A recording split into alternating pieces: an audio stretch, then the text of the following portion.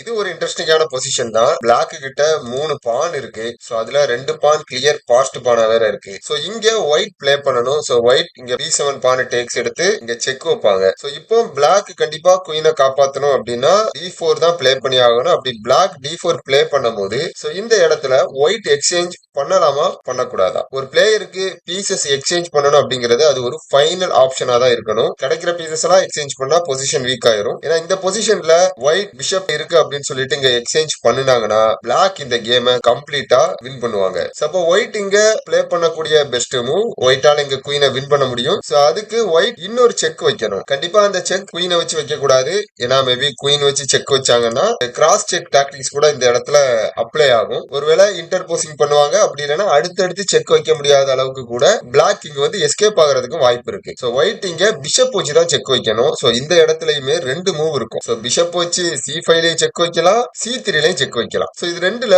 ஒரு move play பண்ணா இந்த கேம் கம்ப்ளீட்டா டிராவ் ஆயிரும். இன்னொரு செக் வச்சாதான் இந்த கேம் ஒயிட்டால வின் பண்ண முடியும். உதாரணத்துக்கு இங்க C3ன்னு செக் வச்சாங்கன்னா இந்த கேம் கம்ப்ளீட்டா டிராவ் ஆகும். அப்போ இங்க கரெக்டான மூவ் பிஷப் C5ன்னு செக் வைக்கணும். D3ன்னு பிளே பண்றாங்க. ஒயிட் இங்க குயின் B1 செக் தான் வைக்கணும். அப்படி B1 செக் வச்சா சோ ஃபோர்ஸ்டா கிங்க வந்து வேற ஒரு ஸ்கொயருக்கு கிக் பண்றோம். சோ கிங் C4 பிளே பண்ணாங்கன்னா ஒயிட் இங்க குயினை வின் பண்ணி இந்த கேமை கம்ப்ளீட்டா வின் பண்ணுவாங்க.